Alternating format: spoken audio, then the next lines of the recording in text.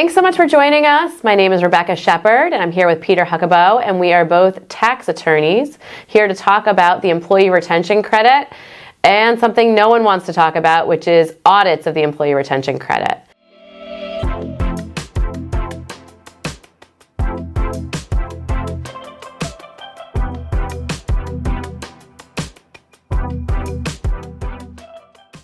Just to give you guys a little background, Peter and I are tax controversy attorneys, and we've been doing that for over a decade each, working with small businesses and getting them onto the road of compliance, onto the path of compliance, working with them with payroll tax audits, sales tax audits, payroll tax compliance issues, large liabilities, and things of that nature, and essentially small businesses that were kind of on the cusp of viability. So when the pandemic hit, we knew we needed to work with these companies in order to keep them afloat. So we dug down deep into the CARES Act and worked with them to get PPP loans and FFCRA credit and things like that. In the CARES Act, you weren't allowed to use PPP and ERC together, and so we focused at that time on PPP.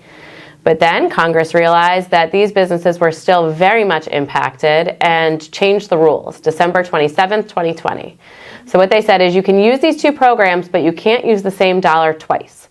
And so we started looking at our clients again and got them the Employee Retention Credit if they were eligible. This made a huge difference. They were able to pay a lot of their tax liabilities, some cases all their liability, and still getting refunds. It really made a huge difference in their ability to operate their businesses. At that point, Peter and I pivoted and started going on this informational campaign in order to help clients and businesses that weren't on the cusp of viability, weren't on the bubble of viability, and were able to maintain operations, but were still impacted by the pandemic. Since then, we've been working with all types of industries, restaurants, bars, law firms, childcare, all different types of businesses that are eligible for the Employee Retention Credit. On behalf of small businesses, not by our firm, but by other firms that have kind of popped up out of nowhere, and they were able to get these clients large refunds, charge them large fees, and the concern is that the IRS is going to audit these claims, and the businesses are going to have to pay these refunds back and be out the fees and have had paid tax on the issues as well. So it's really important to make sure that you are being very careful in how you claim the Employee Retention Credit.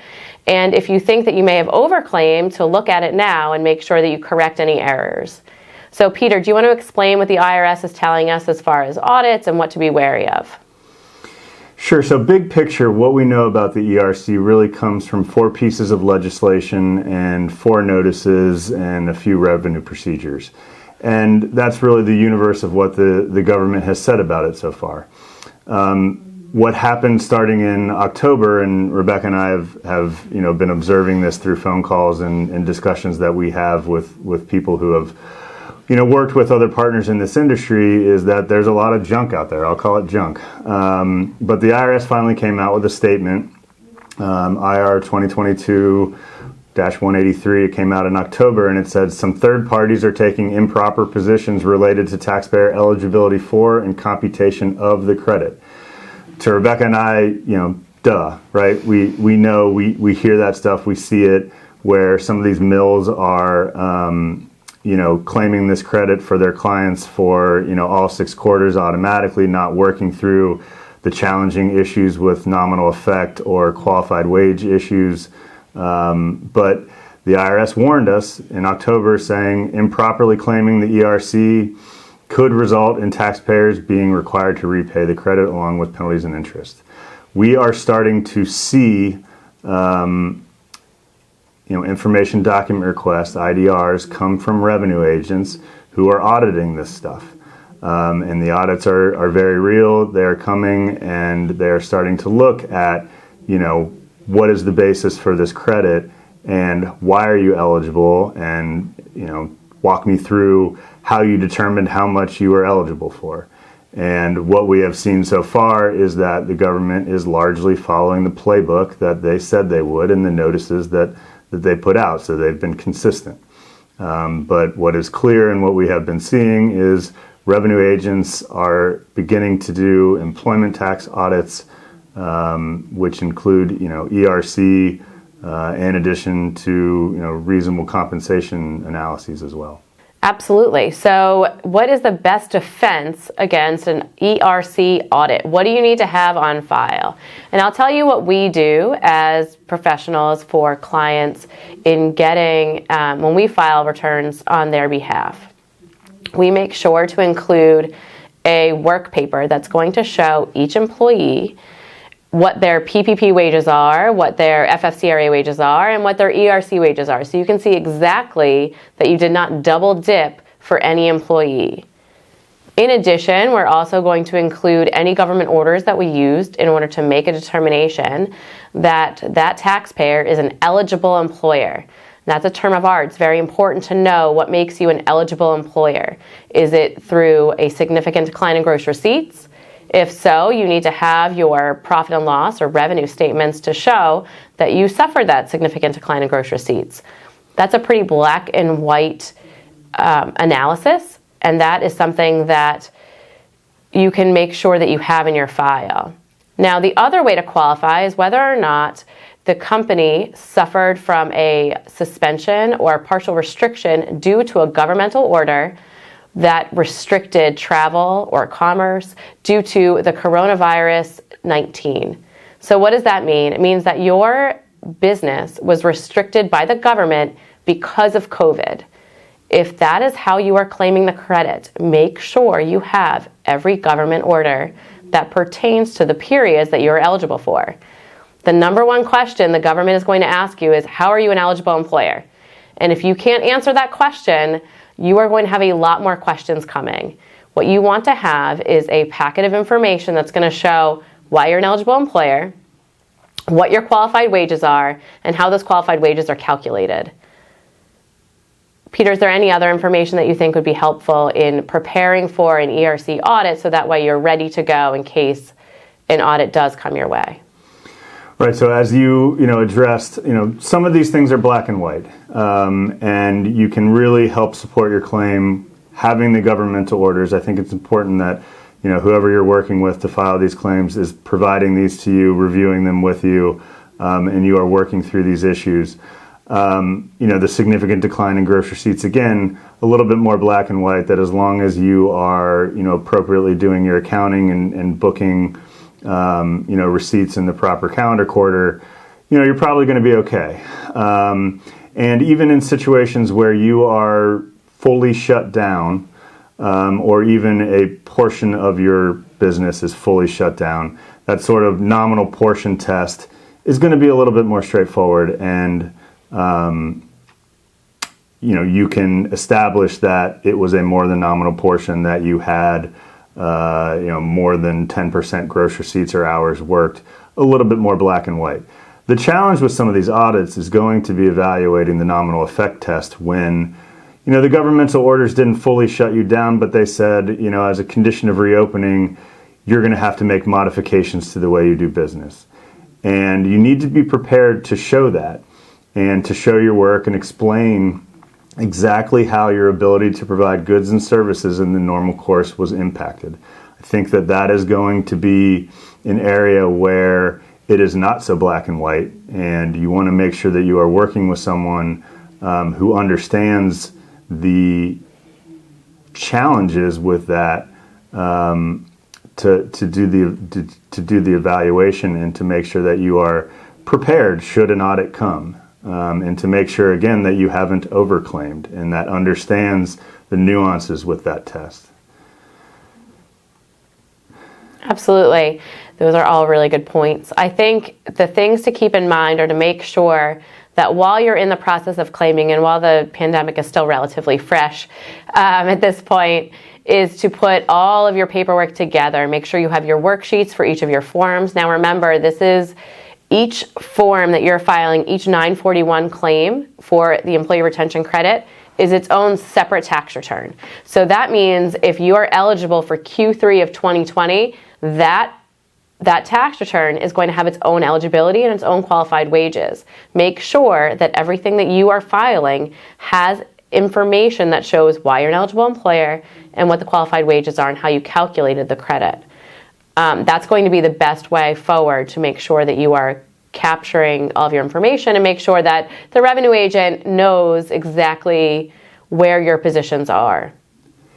And I'll just say that, make sure that you have more than just the tax return itself. You should have as a deliverable, and Rebecca's touched on, some of the stuff that we do here at the firm, but you need more than just the 941 or 941X, and you even need more than just the worksheet that accompanies it, as part of the instructions, because so much of the work that is done here is done not on a government form and, beyond what the government has the ability to take a look at. When you file these tax returns, realize that an amended Form 941X has 5 pages, and, to go in and claim ERC is really going in and addressing a couple of lines there. The government doesn't understand the theory of the case. They don't know why you're an eligible employer unless you're checking the box and saying you're a recovery startup business.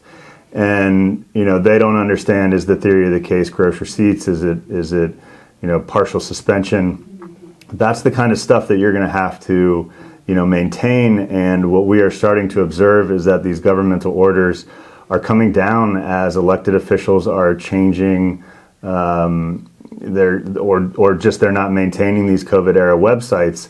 And remember, these governmental orders, to build out your packet were sort of put in place, but it was 2 weeks to stop the spread. Well, then they had to renew it and renew it and renew it and amend it and tweak it a little bit. And then maybe it came down for a period because COVID got a little better in the summer. And then, as we all went back indoors at the end of 2020, some of these things went back into place. And so you're going to have to be able to, trace the eligibility through this period. It is a very specific, here's the start date and here's the end date, and, making sure that your computations on the qualified wages track back to all that stuff.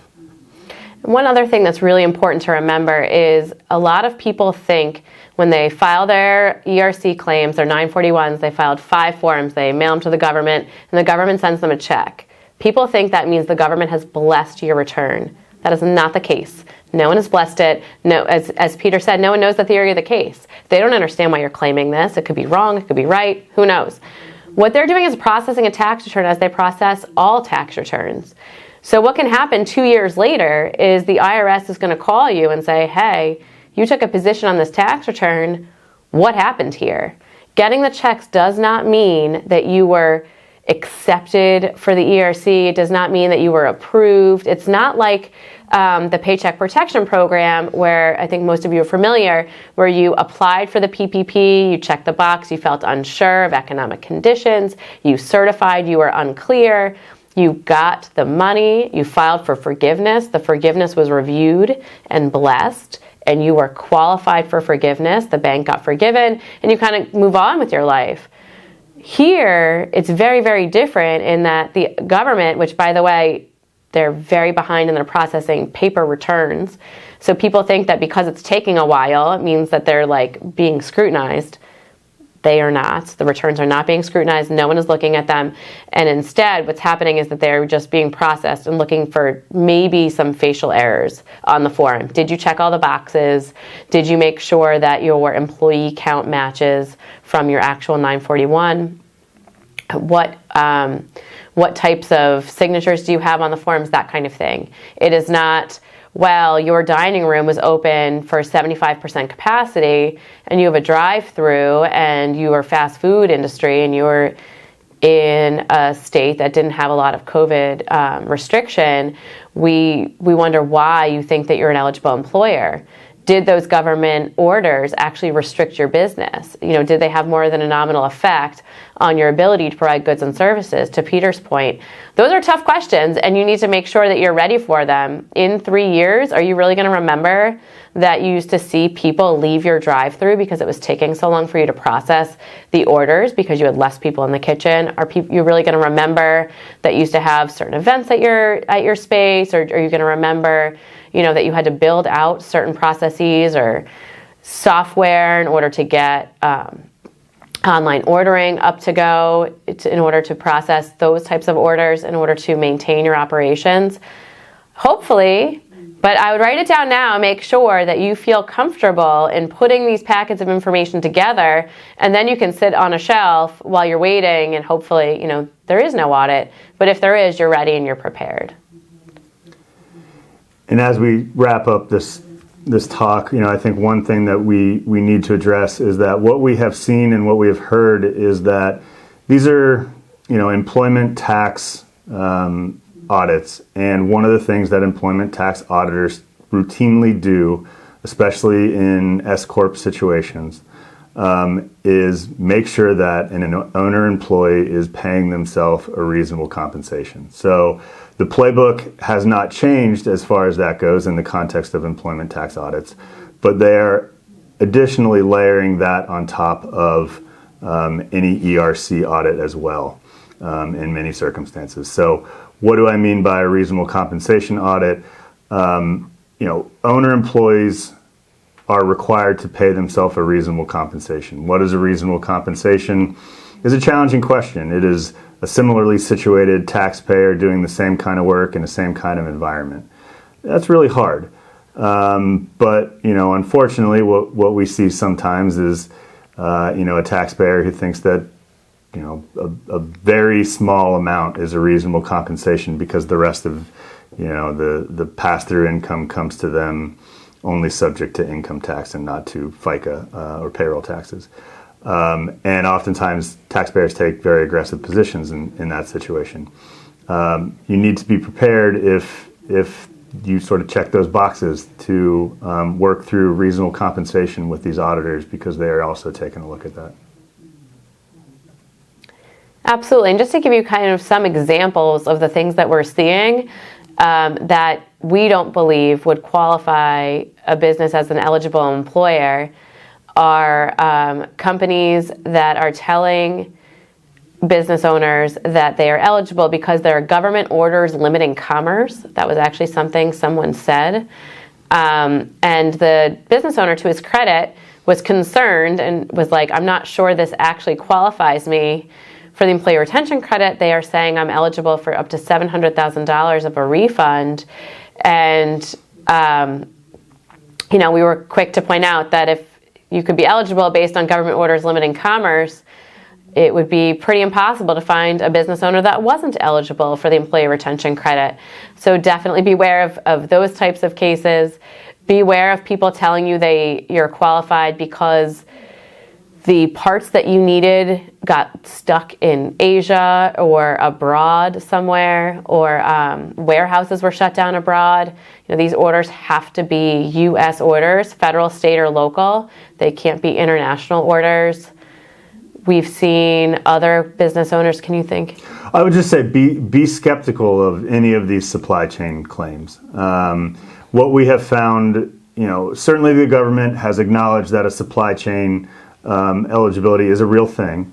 But what we have found is that oftentimes, unless you built out your supply chain, you don't really know exactly where your cog that's going into your widget comes from.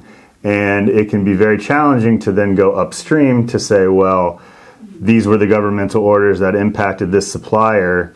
So that is probably the most concerning ones that we hear about and people call us on and say, well, supply chain. And the example that Rebecca just gave was he actually called first to say, I'm told that I qualify based on a supply chain.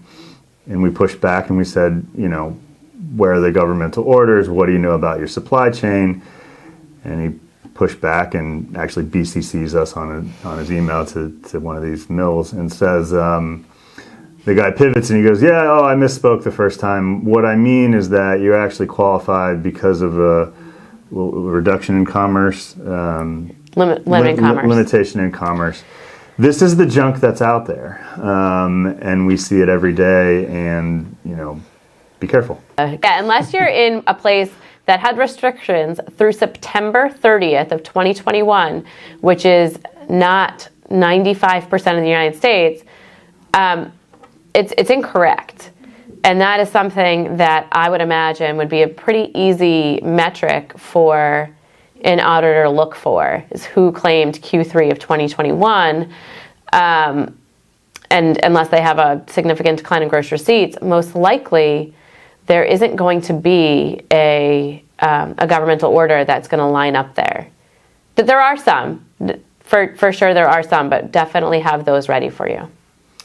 Another thing that we've been seeing is ghost preparers, and this is nothing new to the industry, certainly not new to income tax preparation, but ghost preparation of tax returns is a situation where the preparer doesn't sign the tax return. If you're in a situation where you're presented with a tax return where the preparer is not signing, but they are a paid preparer, that should be a major red flag to you, and you ought to slow down. That's for anything. If a return preparer in any facet of your life is not willing to put their name on their return, ask them why and tell them that it's required, and then find out what's going on. But don't use preparers, income tax, sales tax, payroll tax, any of those things where the person's not filing or signing the return on your behalf. All right, thank you so much for joining us. If you get an information document request or a Form 4564 from a revenue agent and you've got questions, please feel free to give us a call. We're happy to help you. Peter and I have been working on these credits and the CARES Act and COVID relief for over 2 years now and working through all of these problems. We are happy to answer any questions, whether you hire us or not. We are basically like Def Leppard in 1987, and this is the coolest we will ever be, and the most relevant we will ever be is right now. In a few years, none of this information is going to be relevant to really anybody. So while it is relevant to you, feel free to reach out to us. We're happy to answer questions. If you are a preparer and you've got questions about how to build your file, we want this done right. For people in general, we are tax professionals. We want to help the industry. We are happy to help preparers. We're happy to help you work through your own employee retention credit, and we're here. Thank you so much.